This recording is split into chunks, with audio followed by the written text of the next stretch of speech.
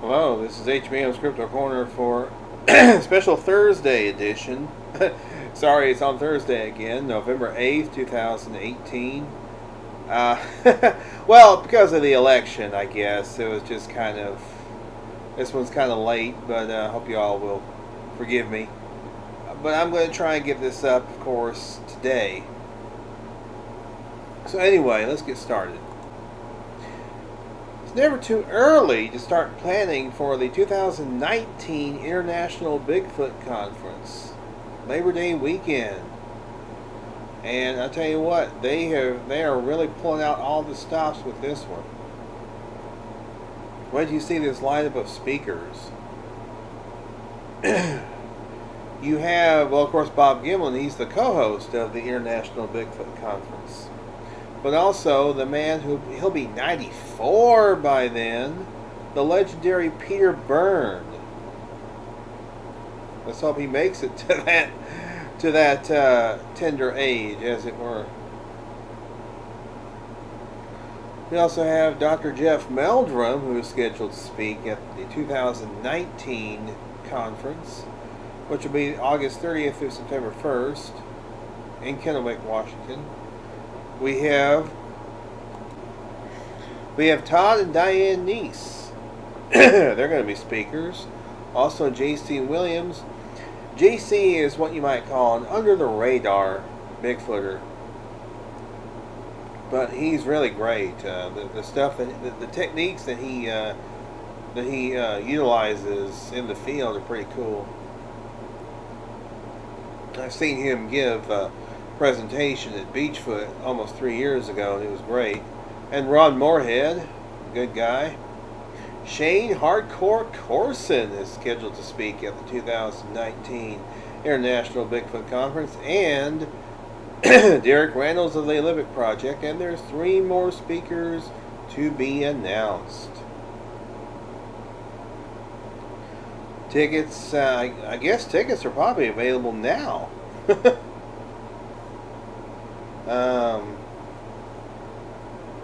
Yep. Tickets are available now. That's for general admission, by the way. It's for all 3 days. $45. Hey, that's a good deal. Can't beat that with a stick. Of course, there's local lodging. There's the Spring Hills Suites, which is attached to the Three Rivers Convention Center, and offers $112 rate and fantastic first-class rooms. The Hilton Garden Inn, which is across the street from the convention center, they also offer a $112 rate with great rooms. Quality Inn Kennewick, which is about a mile from the convention center, and the Kennewick Super 8. So, this looks pretty exciting. Now I'm wondering, should I go to Creature Weekend next year, or should I go to this? I'll probably stick with Creature Weekend. I like the International Bigfoot Conference, but but I am going to promote it. I'm going to promote it as much as I can, of course. But hey, never too early to plan. Wild Thing, You Make My Heart Sing. And Wild Thing is the very cool podcast from Laura Krantz. Wild Thing, ACGT spells BGFT. Everywhere you go, you leave bits of yourself behind, and Bigfoot is no different. But now those DNA droppings are easier than ever to analyze, making it possible to identify a species even without a body. We'll talk to Dr. Todd Distel, a molecular primatologist at NYU and a regular on Spike TV's $10 million Bigfoot bounty, about the magic of DNA analysis and what it might mean for Bigfoot. And I apologize that the screen aspect ratio is not covering the entire thing here. I have not had a chance to listen to the latest episodes of Wild Thing, but I do plan on doing so. It is a great podcast. They have all kinds of great guests. These are interviews that have been conducted for about the last year and a half by Laura Krantz. And yes, as I mentioned before, she is a cousin of Grover. So there you go. But this is pretty exciting stuff, and it's a great podcast. Highly recommend it. I'm going to link to it below, by the way. Yeah, wildthingpodcast.com. I think you guys should go on ahead and check it out because it's the coolest.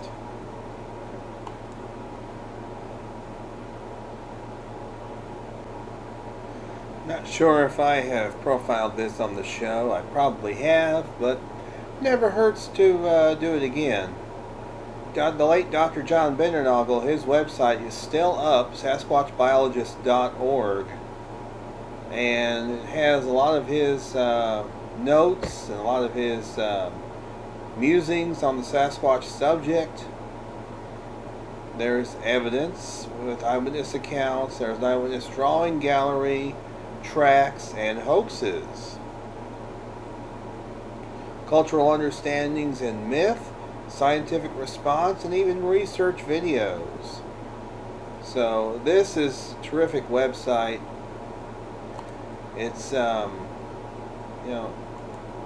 think his son now maintains it. I believe it's his son that maintains this site now. But they do have a link where you can order his second book, Discovery of the Sasquatch, which turned out to be his legacy. I don't see where you can purchase his first book. His first book's probably pretty rare and hard to find. I'm just fortunate enough to have signed copies of both his books. But I mean, I feel it's important to highlight John Bindernagel and his work because of the scientific approach he was endorsing, and also the fact that Sasquatch was a taboo subject, and that was something that Dr. John pursued and looked into. He realized that most scientists didn't want to look into the subject. They didn't want to know anything about it. One time he said, it's not that scientists are looking into this and not finding anything worthy to look into. They're just looking the other way. It's not Sasquatch that has chosen to elude the scientists, but it's the scientists that have chosen to elude the Sasquatch. They don't want to hear about it. That's one quote from Dr. Bindernagel. And it is true. I mean, most of your mainstream scientists, they don't want to know anything about this subject. So it remains, as John Bindernagel said, a taboo subject. And that's something that he does address in this book. I can't remember. He did address it a bit in his first book, but he really goes into full detail in this book. So anyway, SasquatchBiologist.org. And if you don't have John Bindernagel's books, seek them out.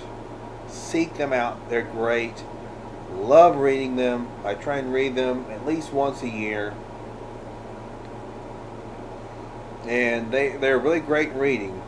They're not bogged down with scientific jargon or anything like that. They're very easy reads. Both his books are. So yeah, seek them out and look up SasquatchBiologist.org.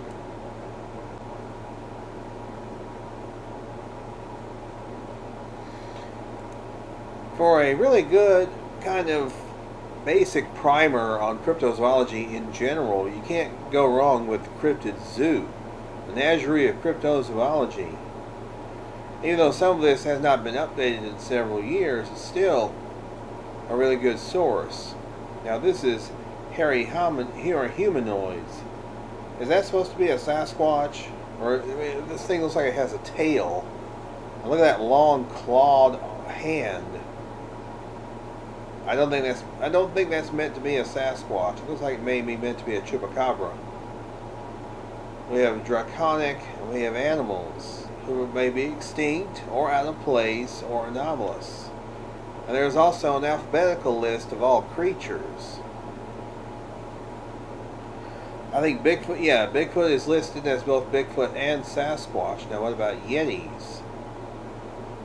Yeah, Yetis are listed. Yeah, right here. Yeti are listed. Yetis are listed. Also Yeren, Yowie,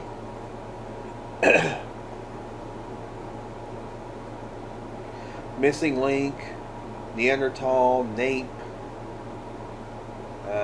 Momo. There's also, of course, other cryptids: Loch Ness Monster, Nessie, Lake Worth Monster, lake monsters, kangaroos. Now, you may not think that kangaroos are a cryptid species unless you've seen one in Illinois, which has happened, by the way. Ivory-billed woodpecker. Now that's a fascinating case from the state of Arkansas. 2004, a scientist may indeed have filmed a Lord God bird. This is an interesting example of what was thought to be a lost cryptid and may indeed be thriving in the swamps of Arkansas. The ivory-billed woodpecker is a large member of the woodpecker family with a striking and beautiful head. It was often called the Lord God bird because of the exclamations people would make when they first saw it. It was native to the southeastern portion of North America and was quite widespread when the South was full of virgin forests. Unfortunately, its head was thought to have mystical qualities, and as soon as Europeans took control of the trade in this bird, it was soon hunted to extinction, complicated by clear-cutting logging operations on a scale unseen in America today. Except the ivory-billed woodpecker wasn't really extinct because it came back, but then it seemed to go extinct again, and ever since then this cycle has repeated. Scientists keep declaring it is extinct, but it keeps seeming to come back. This cryptid is of special interest right now because recent video evidence has convinced many scientists that a male ivory-billed woodpecker inhabited the Big Woods region of eastern Arkansas in 2004. All the sightings happened within a 2-mile radius, but ivory-billed woodpeckers are known to have a low population density. This suggests that all of these sightings are likely to be of the same bird. It looks like the ivory-billed woodpecker has returned from extinction again. Is there a breeding population in Arkansas, or is there only the one bird? Hopefully there are enough birds left to keep ivory-billed woodpeckers around for a long time. There is also a possible unconfirmed population of ivory-billed woodpeckers living in Cuba. These would almost certainly be a different subspecies than the mainland birds. The Cuban ivory-billed woodpecker is still a cryptid in every sense of the word. Now that's interesting. And there's several sources, as you can see here. There's either articles or books, or even, books mainly, about cryptozoology and cryptids, and books about the ivory-billed woodpecker. Also known as the grail bird. It's also known as the grail bird. So this is one of the most fascinating mysteries because it's not very far from where I am. Not very far from where I live at all. It's where this bird, if it indeed was an ivory-billed, was filmed and videoed. I mean, we're talking less than 200 miles from where I live right now is where this thing was filmed, if indeed that's what it was. But yeah, this is definitely a really good site to look at. Look into cryptids and look at cryptids and all that. Giant sharks. Yeah, the megalodon. We've seen the special about megalodon on Discovery, which turned out to be it was on Animal Planet, I think, or maybe on Discovery. Anyway, it was BS. Really big sharks have been reported by many eyewitnesses according to the records of cryptozoology.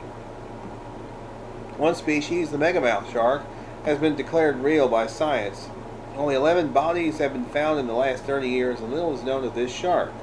The megamouth grows to over 15 feet long. However, the megamouth shark does not seem to explain all sightings of giant sharks. Reports describing sharks of up to 100 feet long have been unconfirmed so far. People refer to the biggest of the giant sharks as megalodons because they are supposed to be members of an extinct species of giant shark called Carcharodon megalodon. Other reports seem to describe yet other types of giant shark, including an enormous version of the cookie cutter shark. One piece of evidence suggesting the existence of giant sharks is globsters, controversial carcasses that wash up on beaches. Many of these get labeled as badly rotted basking sharks by scientists, though a fair number of them are longer than the accepted length that any sharks are known to reach. If you've seen the recent resurgence of interest in giant sharks, especially in Hollywood with the movie The Meg, based on the novel by Steve Alton, then that indicates that there is quite a bit of fascination in gigantic sharks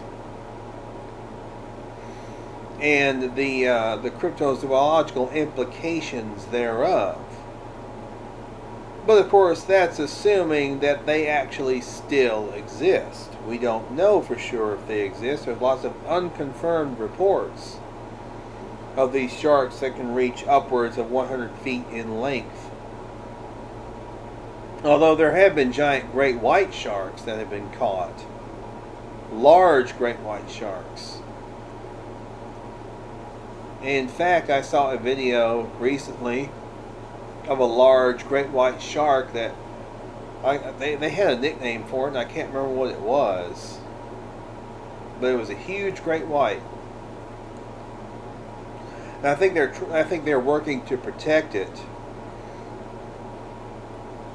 because obviously after Jaws was released, there was so much panic among the public about sharks. People didn't understand about anything about sharks. They thought they were all dangerous. They thought they were all like that. And the problem is, all these great whites, they were hunted to darn near extinction. Which, I mean, I wish that hadn't happened, because these are amazing creatures. Sharks are amazing creatures, and they're not nearly the monsters that they've been portrayed to be either. I think that your chances of being bitten by a shark or attacked by a shark are probably less than being struck by lightning or dying from a bee sting. I don't think sharks are as dangerous as people claim they are. Yes, there have been attacks. No question about it. There have been attacks. I'm not going to deny that. But I personally don't think that they are all a matter of sharks are out to get humans. No, I don't believe that at all. I think that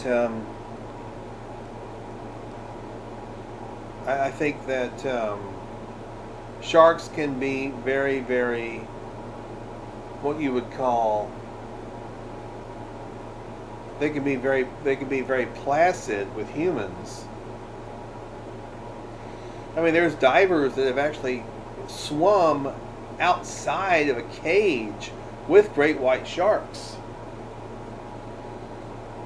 So that takes quite a bit of courage to do that, unless you know that this shark is not intending to harm you. But of course, these divers would probably recommend not everybody swim with great white sharks.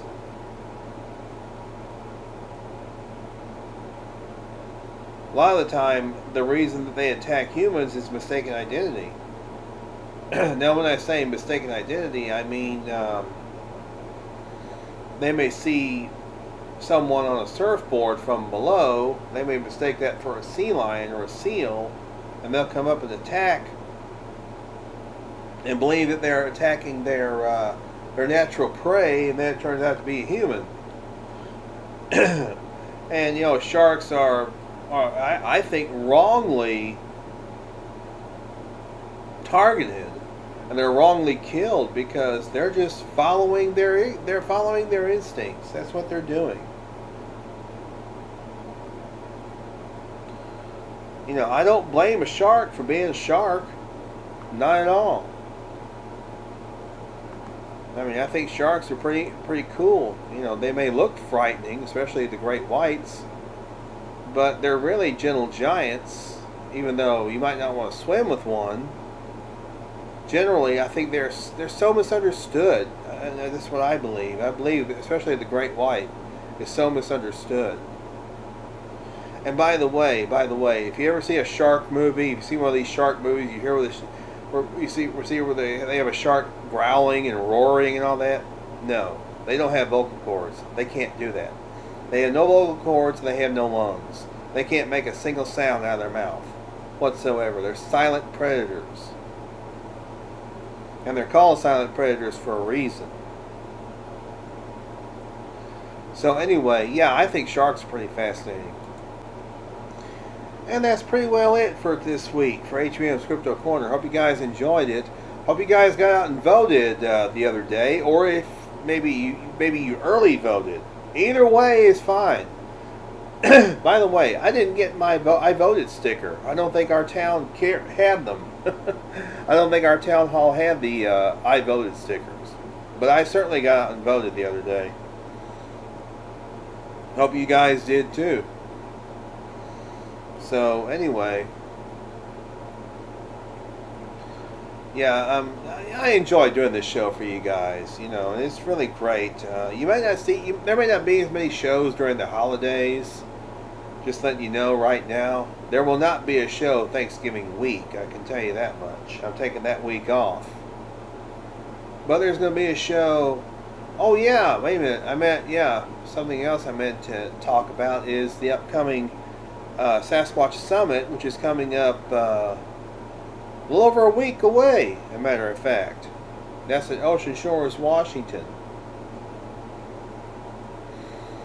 And Bob Gimlin's going to be there, Jeff Meldrum, Tom Powell, the Olympic Project, Tom Cantrell, Rick Riolo, who'll be giving his first ever live presentation.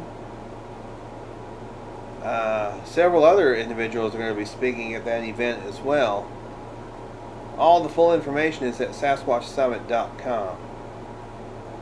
So, very cool stuff, ladies and gentlemen. And you know, of course, I'm going to keep you guys updated on the progress of the restoration of the Legend of Boggy Creek. I'm looking forward to seeing it. So anyhow, yeah, thanks for tuning in, guys. Really appreciate it. And yeah, enjoy this nice, especially those of us who are getting the cooler weather. Enjoy it. I personally love the colder weather at this time of the year. I can't deal with 80 degrees in Mississippi in November. You know, so yeah. Anyway, yeah, y'all be good or be good at it. Enjoyed it, guys. This has been HBM's Crypto Corner.